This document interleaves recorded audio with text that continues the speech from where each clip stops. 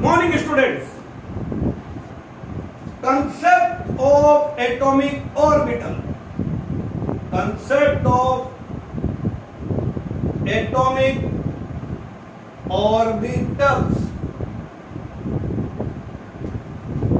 Atomic orbitals are the three-dimensional space around nucleus, where probability of finding electron, that is value of psi square, is maximum.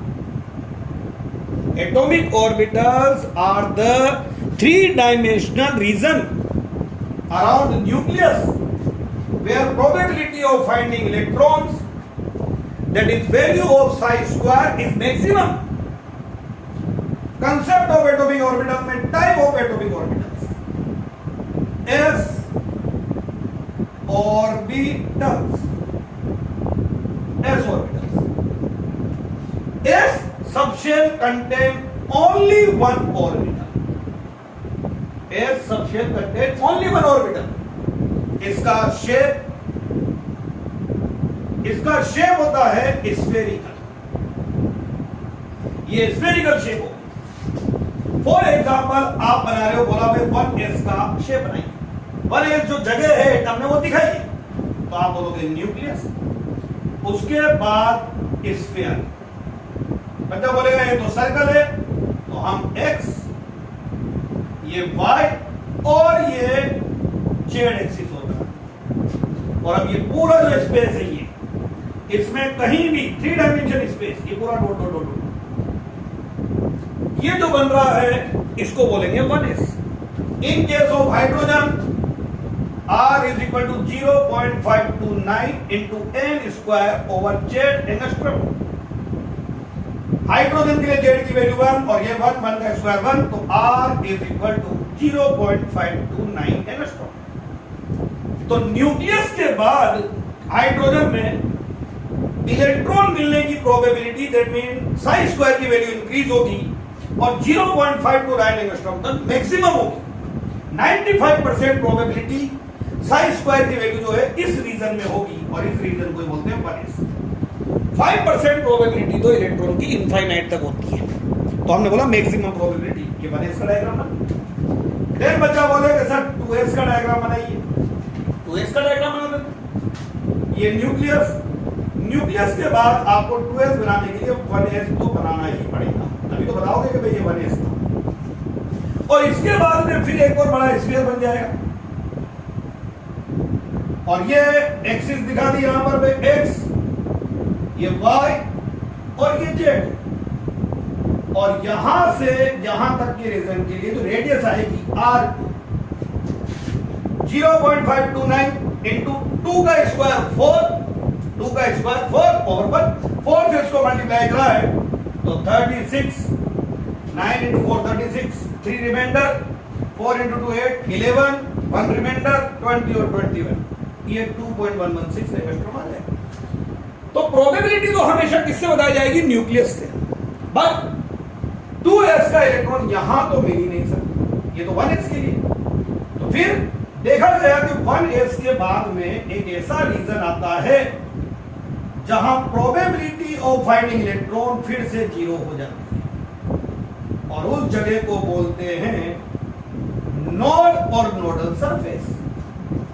और अब इसके बाद में probability बढ़ेगी और ये वाला जो जगह होगा उसे बोलेंगे 2s. पर हम प्रोबेबिलिटी कहां से मेजर कर रहे हैं? न्यूक्लियस से. तो न्यूक्लियस से तो आ ही जाएगा. यहां तक कि भाई न्यूक्लियस से इतनी ऊंचाई तक maximum probability of finding electron. यहां पे नोड, ये होता है नोड जिसके लिए साई स्क्वायर की वैल्यू होती है 0. इससे 1s का इलेक्ट्रॉन 2s पे नहीं आएगा और 2s का 1s पे नहीं जाएगा.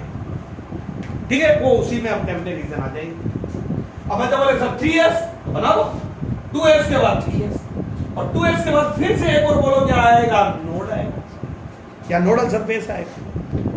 तो नोडल सरफेस को अगर आप डिफाइन करना हो तो 1 मिनट में आप डिफाइन कर देंगे. 3 dimensional space between s orbitals where probability of finding electron, that is value of psi square is 0 is called node on nodal surface. आपसे बोले कि भाई 1s में जो ऑर्बिटल था, अभी बनाया था हमने डायग्राम, ये मिटा रहा हूं मैं जानबूझ के ताकि आपको याद रहे। 1s में how many nodal surface or nodes present in 1s orbital? आप बोलोगे 0। 2s में how many nodal surface present in 2s orbitals? तो आप बोलोगे यहाँ पे 1। 3s में 2 and so on। 4s में 3, ऐसे इनके ऑर्बिटल्स के डायग्राम हो जाएंगे s के। देन इसके बाद में आता है आपके पास में p orbitals। p orbitals, p subshell contain 3 degenerate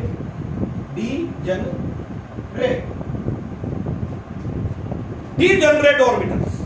मतलब बोलेगा degenerate orbitals which have same energy, orbitals which have identical energy, px, py and pz, px, py and pz। P subshell has 3 degenerate orbitals, px, py, pz। Shape, तो इनका जो shape होता है वो होता है डंबल शेप। px, px के लिए ये x, ये y और ये z, इसके लोब्स ये px, ये px होता है। py के लिए x, y और z, तो ये y में हो जाएगा। एंड pz के लिए x, y एंड z, तो lobes are present on z axis. तो इन 3 जगहों को बोला जाएगा px, py एंड pz। ठीक है। देन आता है इसी में आपके d ऑर्बिटल्स। तो d subshell has 5 degenerate orbitals। d subshell में 5 degenerate orbitals होते हैं। Name dxy, dyz, dxz, zx भी बोल सकते हो, dx square dash y square and dz square.